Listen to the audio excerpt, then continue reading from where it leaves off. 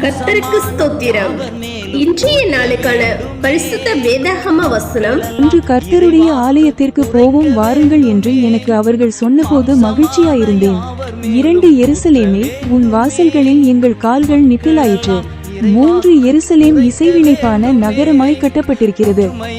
மாம்சமான யாவர் மேலும் ஊற்ற வேண்டுமே, மக்களெல்லாம் இறைவாக்கு உரைக்க வேண்டுமே.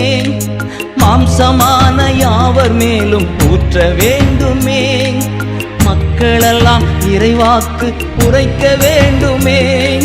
ஒற்றுமையா வல்லமையை தாகத்தோடு காத்திருக்கிறேன், நான் தாகத்தோடு காத்திருக்கிறேன்.